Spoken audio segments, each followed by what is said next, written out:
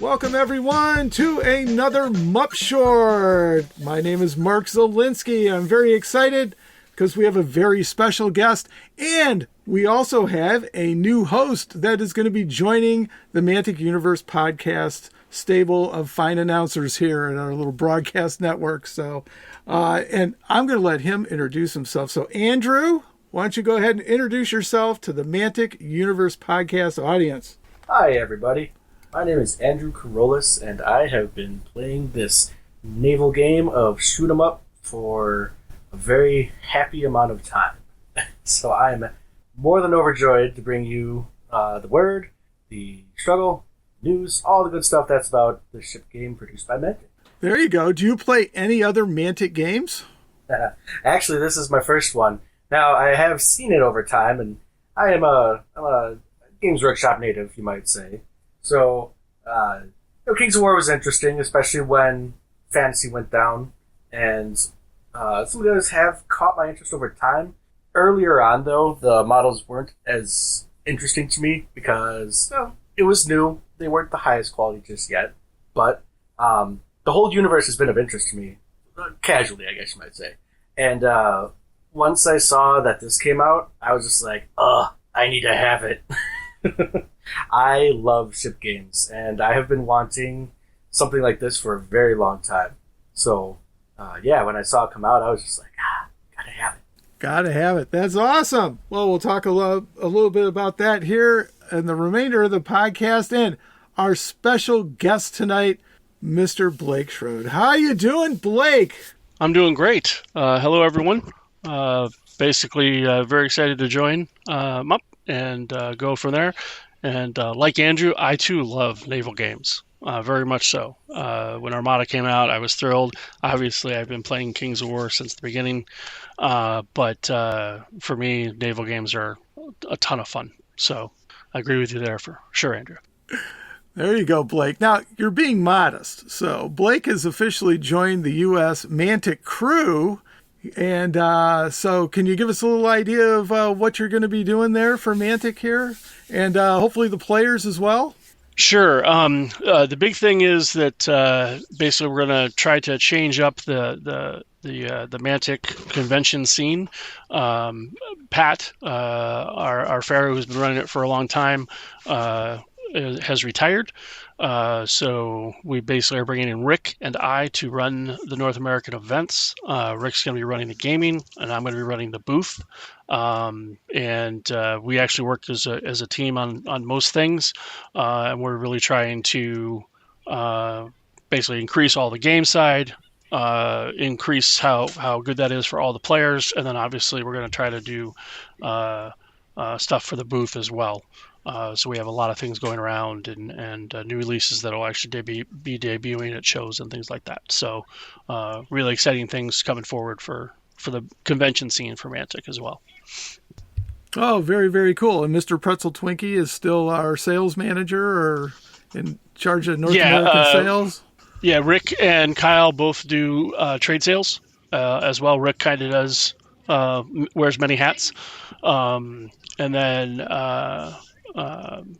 so that's basically Rick and Kyle both do the trade sales and have stores and accounts all over the country in North America, and then we'll be running the booth for me for the convention side. Oh, fantastic! All right, and so Rick is also doing the Pathfinders, right? Is he the new Pathfinder King? Yes, he's the Pathfinder coordinator. So he's, and we have new Pathfinders joining all the time right now. It seems we can't go more than a few days without a new Pathfinder coming in somewhere around the country. And he coordinates all the store shows, all the convention shows, all the guys who run to all those events. And if you're unfamiliar with the Pathfinder program, it's basically an event, either demos or events at conventions that you can go and run. And then you basically can get some product in exchange for that. And you want to go ahead and get a hold of Rick Hall at manticgames.com. It's rick.hall@manticgames.com, and he can go ahead and get the Pathfinder stuff for you. Oh, fantastic. So now Pathfinders, a lot of them, they help support conventions, and you mentioned conventions, so we can slide very comfortably into our first topic of the night, and that is going to be Adepticon. So now you're going to be running the booth at Adepticon, and then there's a ton of Mantic events this year, right? Yes, we're going to have actually more Pathfinders and more events this year than any year we've ever had before. As I said, Rick's running the gaming stuff, and I'll be running the booth itself. Not only are we going to be coming in with a much bigger crew and a lot of cool events, the Adepticon has moved to the Baird Center this year, which is a big, huge move.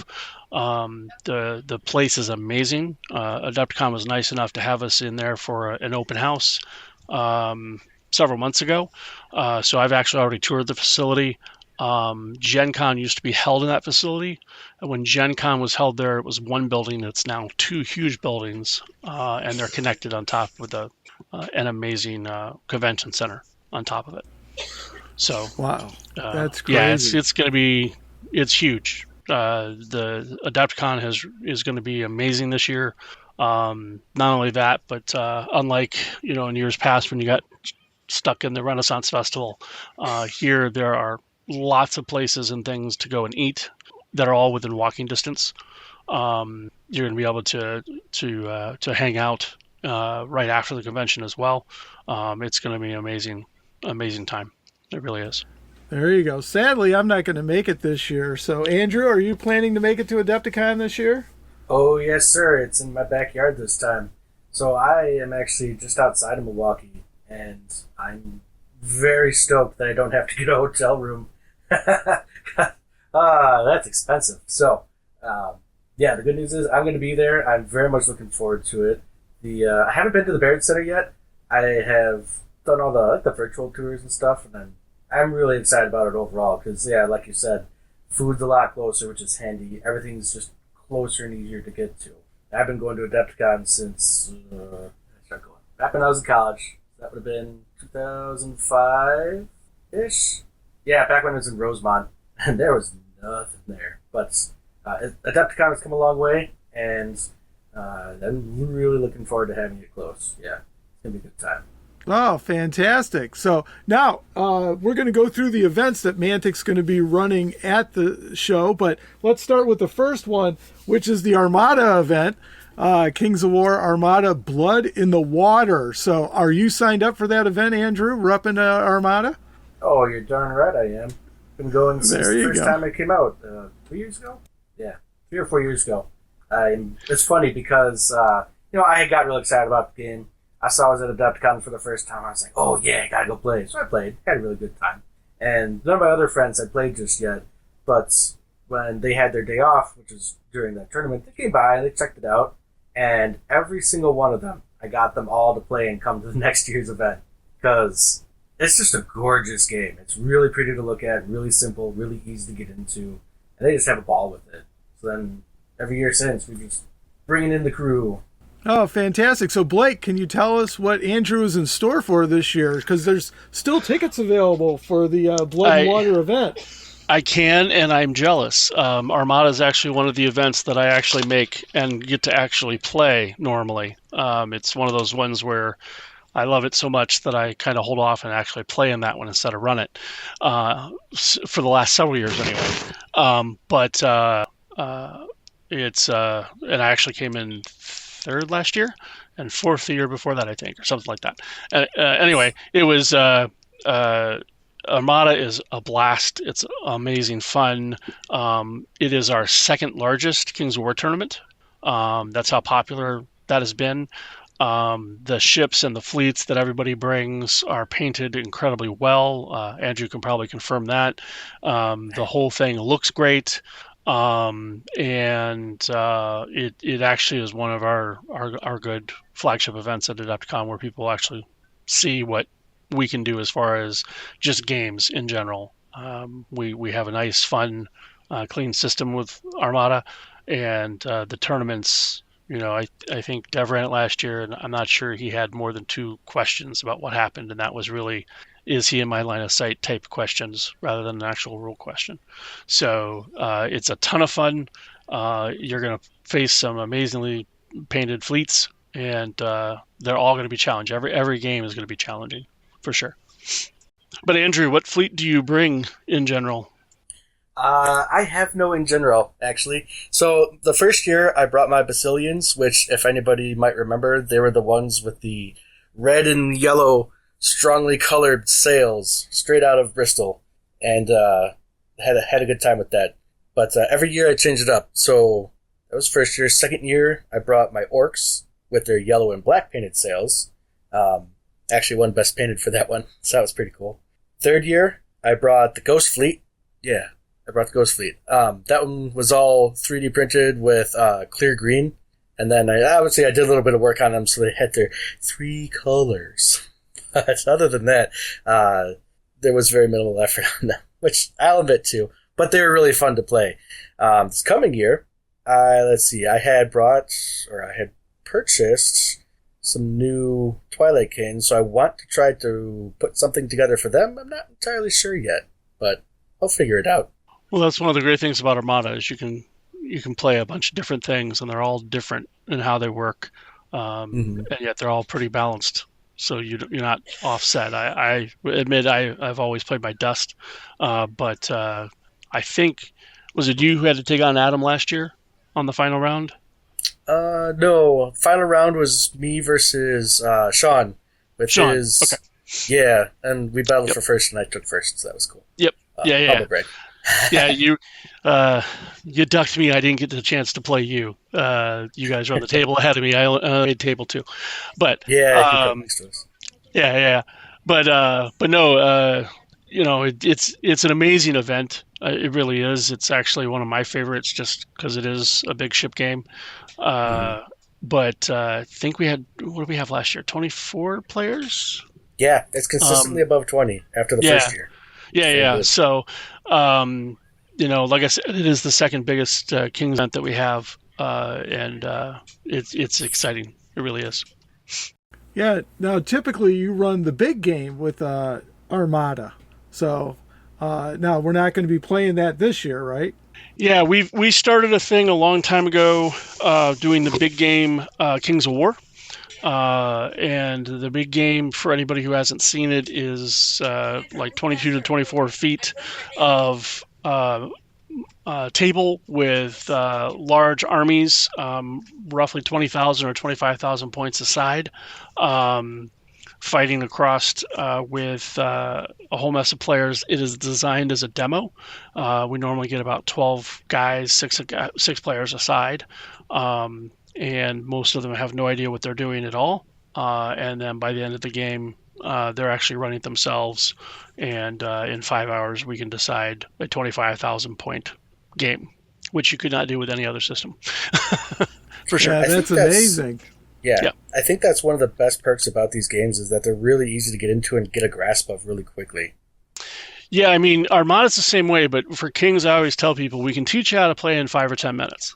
But in order to learn the game, is going to take you a while. There's a learning curve of experience and tactics or strategy that you're going to have to learn.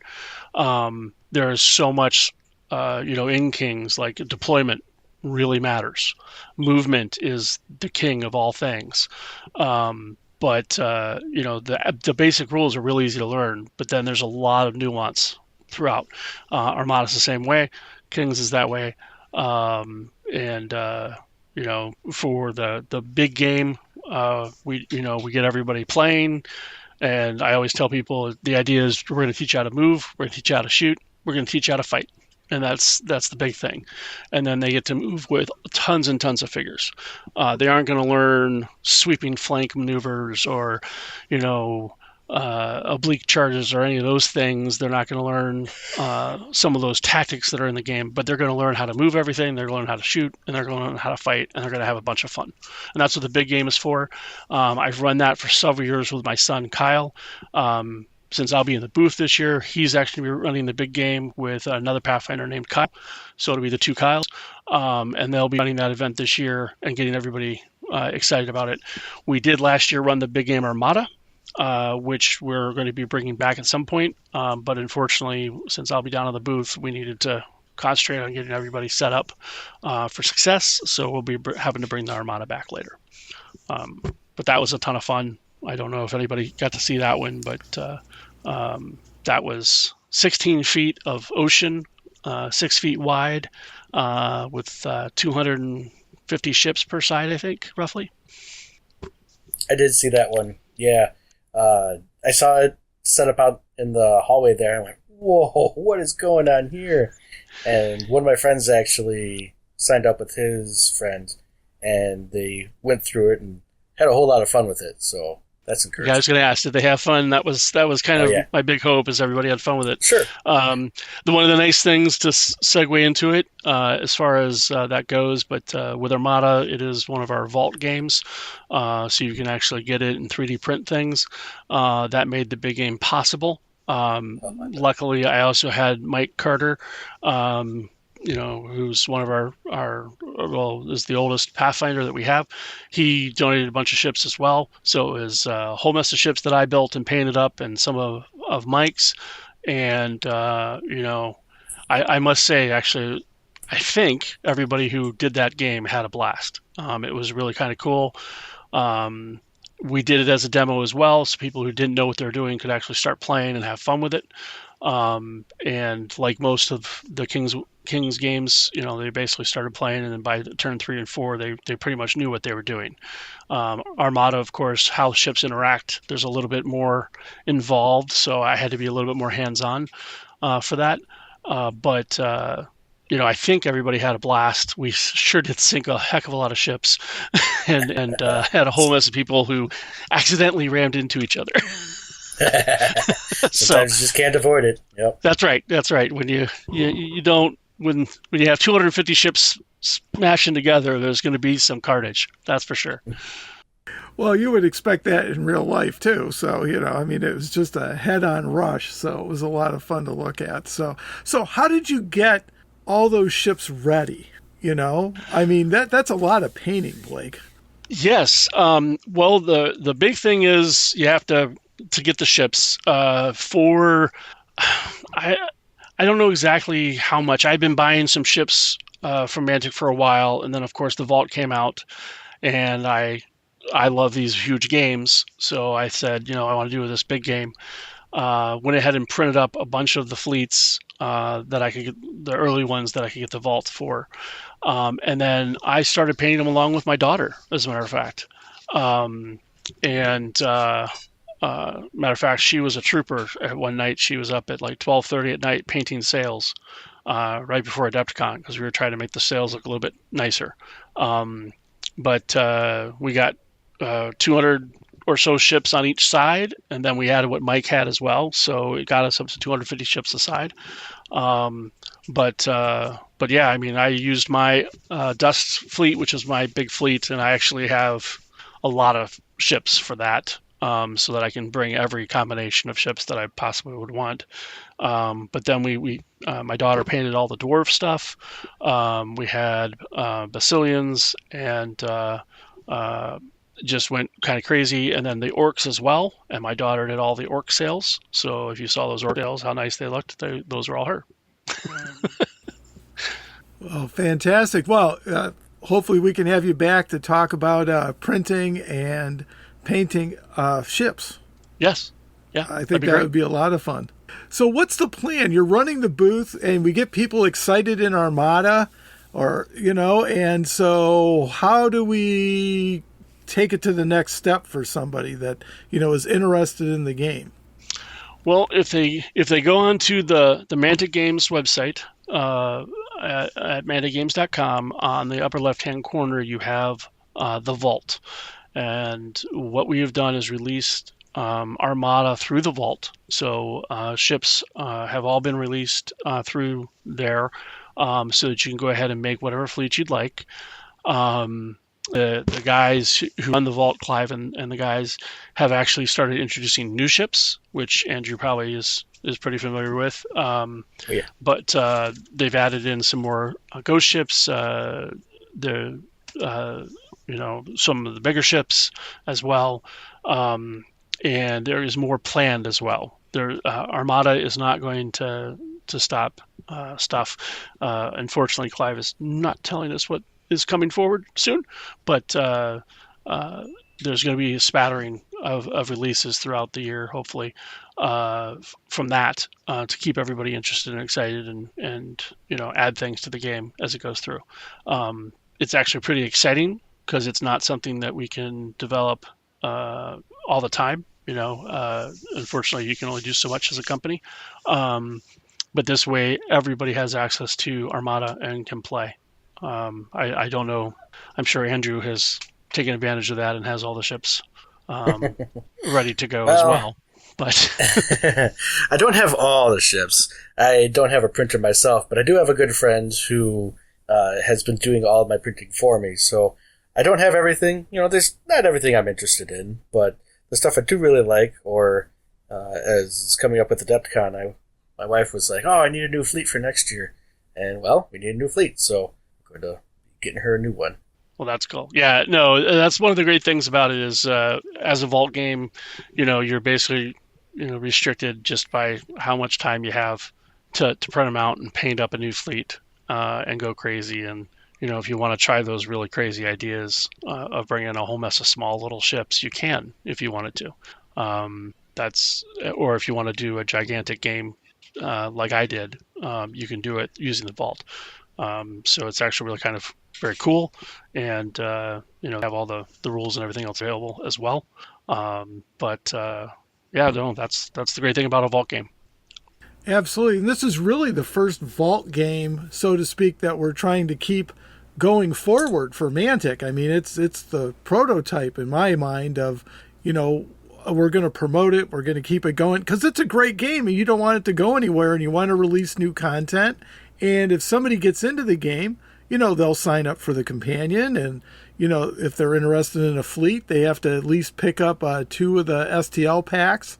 So, there's a little skin in the game in there for Mantic because they're a business and we have to think that way. So, for them, because we want the game to keep going. So, I was just wondering about, what they could have at the booth, like an information sheet or something, to get people excited about it, to try to get them to continue on with Armada. So, the big promotion for it is actually going to be our Armada tournament itself. Basically showing people what it can look like, how much fun it is, and then directing everybody to the website and actually the vault. This year, we're not going to actually have any Armada equipment at the booth itself. That has moved on to the vault. We have a bunch of really cool, exciting things coming out, and of course, we need the space for those in our booth at Adepticon. But anyway, yeah, it's basically just the ease of how nice it is. I mean, 2 STL packs from the vault is actually relatively inexpensive. Put a little bit of time into it, and anybody can build, a fleet up and start playing. I know if you have anybody that you can play with, it's really simple. There's even, I think, early on for some of the base fleets, you could buy like 3 packs and actually get 2 fleets almost. You might have to buy 1 extra big ship, maybe. But you could actually do it where you and your friend could actually play just like 3 months worth of the packs. It's so much fun that we're going to have to basically let that carry the day, as far as that goes. It is one of the first ones. They've put Dead Zone and Vanguard on my mini factory as well. And that's actually really exciting to me because we get access to those models still. The games, none of those games are dead. Don't get me wrong. Ronnie talks about them all the time, obviously. But it basically gives us a way to keep them fresh and there and put out some new things for them without having to do full retail releases. I like to call them Mantic's digital game line. I was going to say, so one of the things that has helped, I think, and I want to say that we've done some free advertising for Mantic, so we should send some stuff our way. But I'm just kidding. No, both like the day before, the day after, and even after the tournament itself, my friends and I have just thrown down a mat and had 4-way beer armada where my friend mixes up drinks to anybody who's coming by or anybody's there, and we just play. And we always have tons of people stopping by going, "Oh, what's this game? This is so cool." And honestly, we just say, "Hey, it's Mantic's Armada. You should go check them out at the booth. They got a whole bunch of cool stuff like this." And I actually saw one person who had stopped by our table. I think we were playing like the night before, just like out in the hallway there. And they were one of those people that thought it was the best. So the next day I saw him walking away with a whole bunch of Armada stuff. And I was like, yes, I got him. Yes. Actually, it's funny because I think you guys were playing out in the hallway one night, and I came out of the hall, and I had been running an event all day, was kind of lost in the whole world, walked out of the hall and spilled right into our huge Armada game with four guys playing. I actually think that's when I met your wife the first time. And it was really, really cool for me because, of course, I love Armada. And I walked out, and here's a group that is just as much into it as I was. And actually, that was a really big thing. And actually, back to my point, people seeing the game played really, really pushes it. So when I walked out that door and it was right there, I didn't know you guys were going to be there, but it was great for me to see it. But I know the game. But for all the people who also got to walk by and see you guys having fun and kind of being zany with four guys all, playing, all of a sudden that really lends itself to everybody going, oh, what is this? And that's kind of what we're going to do with the tournament this year and basically the fun. And, hopefully everybody has a great time and, Andrew can do well. I will be there to take him out this year. So no. We'll have to catch each other next year. Speaking of that tournament, though, do you have any sneaky details for us about what we might expect? No, I can't give anything away. That's under wraps. Yeah. I can't tell you Mike is running it, and he likes to do fun stuff, but that's all I can say. Fair enough. Stay tuned. So what you're telling me, Blake, is I have to get the Pathfinder Extraordinaire on the show. That's what you're telling me. Ooh. Yes, sorry. And definitely you should also try to get him on with Andrew's show talking about the Armada tournament. For sure. Absolutely. That's the whole plan. So it should be fun. This is Fred reminding you to visit the Kings of War forum, kowforum.com. No ads, no commercials. That's kowforum.com. All right, great. I got one more quick kind of off-the-wall question here. So what do you guys use for bases?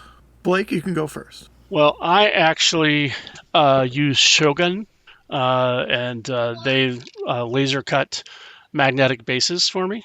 For my fleets, I was doing 400 ships, and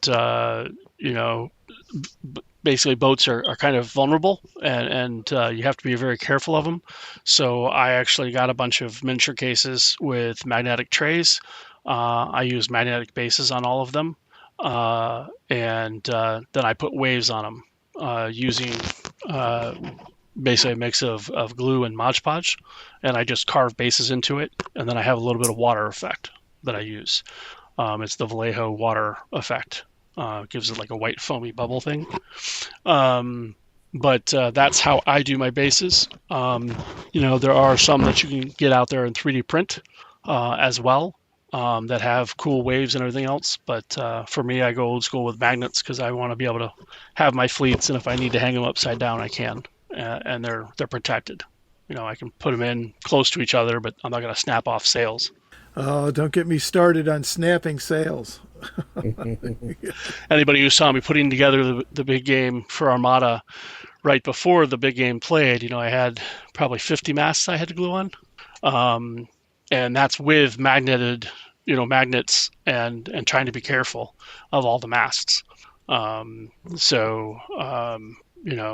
just one of those things you have to be careful of. But it's once we got them all glued on, I put them away, and actually they're all still there right now. So it's good.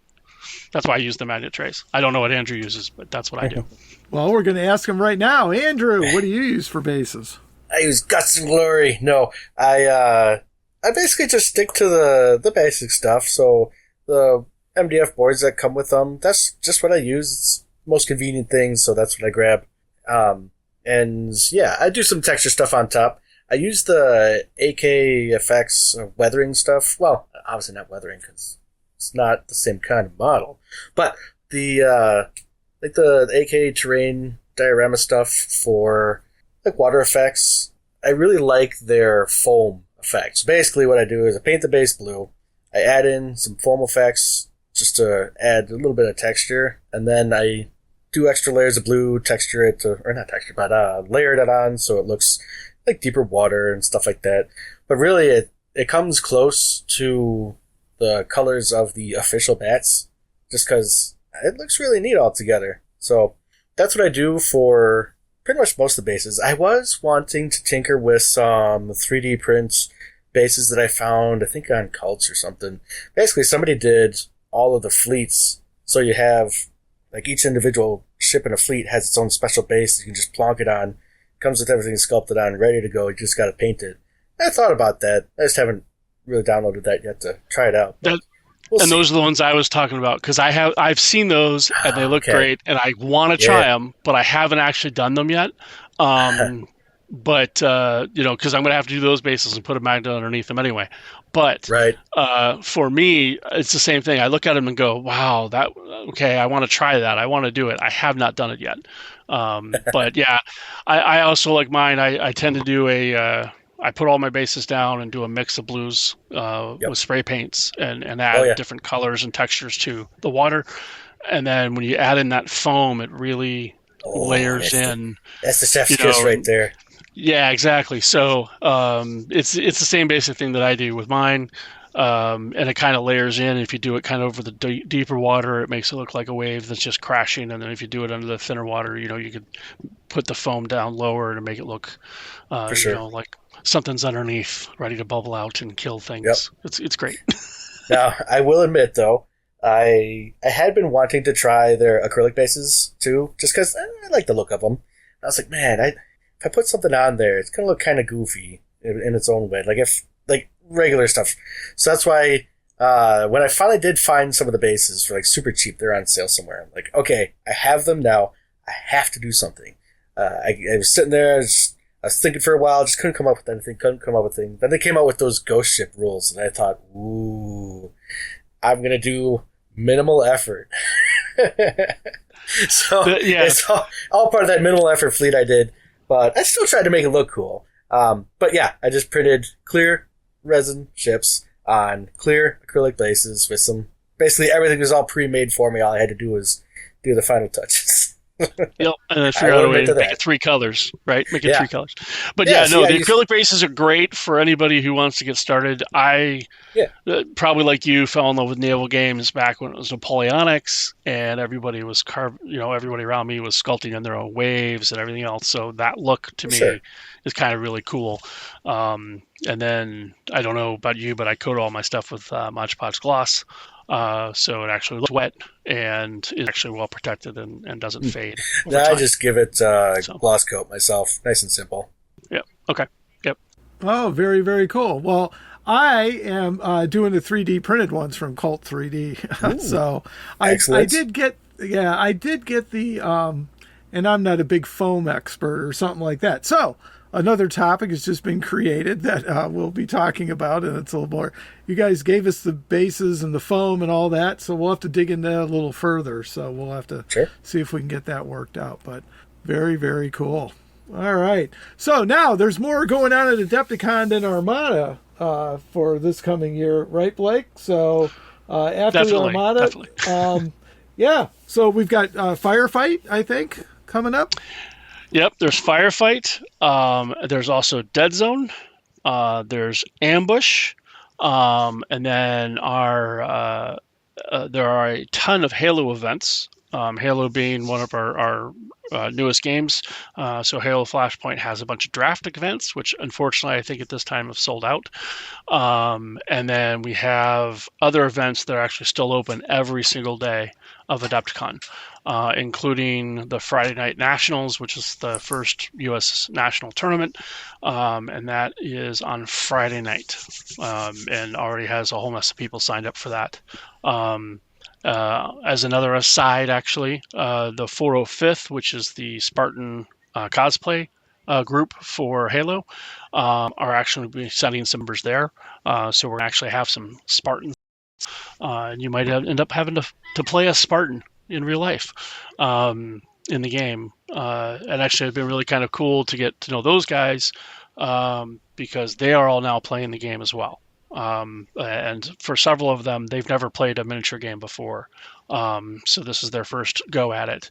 And some of those guys have actually already painted, multiple sets of Spartan edition already, and they're working on terrain and kind of going nuts for that. So it's kind of a lot of fun to see them kind of involved in our hobby too. But we're really looking forward to that and having some guys there to promote Halo. But yeah, I mean, all our events are selling incredibly well. And then our flagship event, of course, is the Adept Clash, or the Kings of War tournament. That's a Saturday, Sunday tournament. We're over 40 at this point already signed up for it. And this year is actually going to be really kind of cool. The Outlander crew, who also have run Masters in the past with over 100 players playing, are going to be running that. We're going to be adding streaming for the top table. We're going to be adding matchup casts that'll be produced like the week before the event. And just overall going to have a whole mess of fun for Adept Clash. Oh, very cool. So where's the best place to get the information for that so that you can, watch the master or watch the matchup cast and then, get the streaming information and all that? The best place for all the casting, the matchup casting, and everything else is going to be Kings of War Fanatics on Facebook. They're going to be announcing all that stuff on there and sending in links. I believe they're going to be releasing everybody's army lists so everybody can see, what people are bringing and what the current metas are like. And then, once they get to the show, they'll actually have the separate stream as well. And I'm sure we're going to be sharing tons and tons of photos through the Fanatics Facebook page as well. So yeah, definitely go ahead and check there. As far as all the other events as well, you definitely need to go to the Adepticon website and actually see. I think I've already been telling everybody how great it's going to be this year. I'm very excited about the show. The amount of space we have is amazing. If you've ever been to Adepticon, you guys know how cramped it can get. That will definitely not be the case this year. The Baird Center's just amazing location for it. And really looking forward to that. But you need to go and get your tickets and get into them before the events sell out. We have actually sold out of many of our Halo events. Like I said, the drafts. The big game is still selling tickets. I think 2/3 of the Armada tickets are already sold out. But we can add more spaces as long as we can sell the tickets early enough. So that's kind of our big hope right now is if we can sell another 10 seats for Adepticon, for Adept Clash, we'll actually expand it and get more people in there. Oh, very, very cool. So, well, hopefully you'll be able to do that. They've been selling well, like you said. So, taking a look at the website here, I think there's only 9 spots left. So that's pretty good. One sold since I looked at it earlier this morning. So, yes. Yeah, like I said, it's slowly, incrementally selling more and more. And for like the Halo event, we've already expanded it a couple times for the Friday Night Nationals. So we can expand these, but we do need to figure out, how many people want to go and play in each event, and then go from there. And like I said, I'm still excited to see Armada. I don't know how much I'm going to be able to see, but definitely plan on sneaking up as soon as the booth is done so I can see the guys and all the fleets. So I'll make sure to take a lot of pictures for you. Post them. Please do. Are you guys planning on doing the 4-guy free drinks and mixed drinks Armada demos again this year, Andrew? Heck yeah. Actually, we have no plans. As in, we just we have no idea how the new place is going to be, but we definitely plan on getting together and throwing down our ships just because it is so much fun. And we do like to encourage and see other people get into it as well. So you can definitely expect to see us around somewhere with another 4-person game. Or actually, even last year, we had a 6-person game. That got really nutty.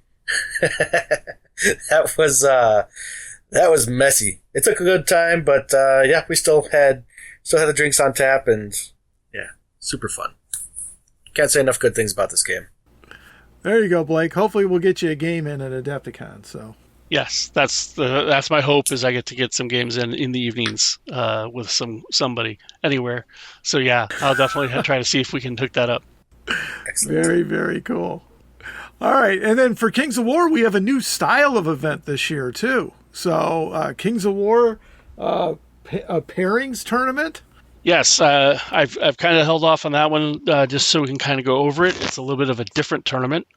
We've done team tournaments. As a matter of fact, the Halo event on Sunday is a team tournament where you're going to get paired up with somebody. But the pairings event was Adam's idea, and it's basically kind of representative about how things have worked. We had a player showed up last year at the team tournament, and he didn't have a teammate. But he really wanted to play in Kings. He had actually played our big game the year before, and we paired him up with basically one of the established tournament players, and they actually won the whole thing. Kenny and Corey won the whole thing, and it kind of was really cool to see somebody who was new to the scene and new to the community. He got to meet a bunch of people. And then when it came down to Adept Clash time, he played in that tournament. He'd already met, several people from the team tournament. And everybody knew kind of who he was. And then he was able to just fit right in and play. Adam had that idea of basically doing that, but doing it on a larger scale. So instead of actually having one teammate that you'll be paired with, you're going to be paired with somebody else each new round. So everybody is going to show up. They're going to have their small little army, which is half the force. They're going to be joined by a teammate for that round, and they're going to take on 2 guys. And then after that round, they'll all get scored and reshuffled up and actually get to play with somebody else the next round.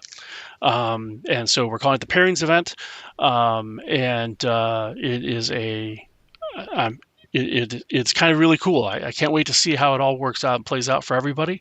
Especially we do have some new guys who haven't done any events before, at least that I don't know their names. I haven't met them, and they're going to be coming to it.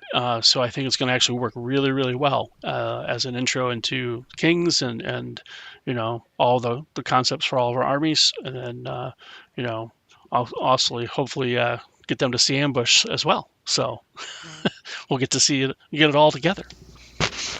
Oh, fantastic. Well, Ambush is near and dear to my heart. So how do you win? Is everybody scored individually, or?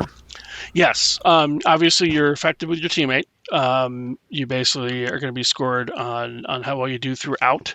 There are going to be specific scorings. If you go to adepticon.org, they actually have the event rules listed for the player pack for that. Basically kind of goes down and breaks through how it's going to work. I think it's going to be an incredibly fun tournament. It's one of those tournaments where, somebody's going to get lucky and win it, but and they're probably going to be good. They're going to go along with their teammates throughout the weekend, throughout the event. But it's going to be so much fun that even if you come in last, you're not going to care. If that makes sense. Well, that's me. I don't care if I come in last. So, it's just, I never have any expectation of winning. But, the one award that'll be very impressive for that event would be Best Sportsman. So, yes, I think whoever wins Best Sport at that event is going to be somebody you're going to want to play. I don't care where and when you'll be, but whoever wins Best Sport from that tournament, you're going to want to look them up at the next one so you can try to play them, because they're gonna earn it for sure. Absolutely. Very, very good. So anything else you need to tell us about Adepticon, Blake? No, that's it. It basically starts off our season for conventions, and we're really looking forward to it. And we're hoping to see as many people there as possible, and hopefully everybody's having a ton of fun. As far as everything else for the booth, we are going to have a bunch of great games and some deals coming out. We're also going to have a bunch of new releases. Debuting for Mantic at the show. So stop by the booth and come and see what we have. There you go. You allowed to leak the new releases, or you'll just hold those close to the vest for right now? Well, the main ones have actually been announced, which is going to be a lot of the Wave 2 Halo stuff, as well as Dungeon Saga Origins, the Chapter 3 and 4 will be available at the show. And then, there's a few other things that, hopefully we'll have for everybody. And, you just have to come by the booth and check it out. There you go. Andrew, do you have anything for the audience before we wrap it up for today? Yeah, well, I wish I did, but the only thing I have to say is everyone should get in this game, and we hope to see more people at Adepticon and everywhere else this game is played. There you go. Well, folks, we're going to put a lot of effort into bringing you MUP Armada coverage. As I mentioned before, Andrew has joined the MUP family, and he's going to be providing MUP coverage. And I believe your wife also plays the game, right, Andrew? She does. Well, same as my friends. After that first year, everyone saw how it went and was like, oh, that's really cool, and I can get into that. So, yeah, my wife plays with me. We like to have a good time with it. We're going to start practicing our lists here to see what works, what doesn't work.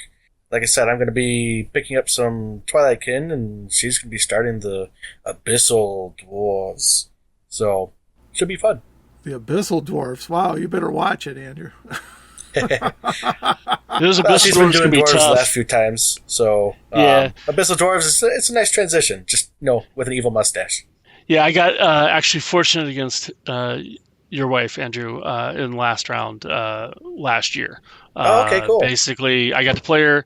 The dwarves were there, and I couldn't do very much with her dreadnought. Yeah. I did actually get lucky with some fire, and I think that's what in the end won it for me, is that I was able to cause a fire that prevented her from really doing what she wanted to do with the ship, and that was kind of like the deciding thing. So I kind of got fortunate and lucky against her as well. But it was a lot of fun. It was a great amount of fun, and then hopefully, as you go, you sail into interesting currents and see some rough and bloody waters out there, for sure. Sounds good. Yeah, I think it'll be a good time. There you go. Well, I guess they don't call it blood in the water for nothing, right? Oh, yeah. Right. Very good. Well, folks, if you are able, please try to make it to Adepticon this year. It should be a great time. Sadly, I cannot make it this year, but Andrew will be there, Blake will be there, and a whole bunch of other people, and it should be a great time. So that's in Milwaukee, Wisconsin. You can check out the website, www.adepticon.org. And, of course, the Kings of War Fanatics is a great place to go and get information and stuff like that. And, hopefully we'll get you hooked up. Blake, are you trolling around on Fanatics, or is there a good place for folks to get a hold of you for information? Should also mention Halo Flashpoint Fanatics as well. And then the big one, of course, is manticgames.com. You can find the companion and the vault, as well as the shop for anything you might need, and the blog that kind of goes over all the new releases and everything that's coming out. So definitely put that in your web browser. Fantastic. All right, good. Well, thank you so much for joining us, and thank you both for helping launch MUP Armada. Very excited about this new program that we're bringing to the MUP universe, and great game. I hope we can keep it going. So, all right. Well, again, thank you everyone for listening, and hopefully we'll catch you on the next episode. And until next time, take care.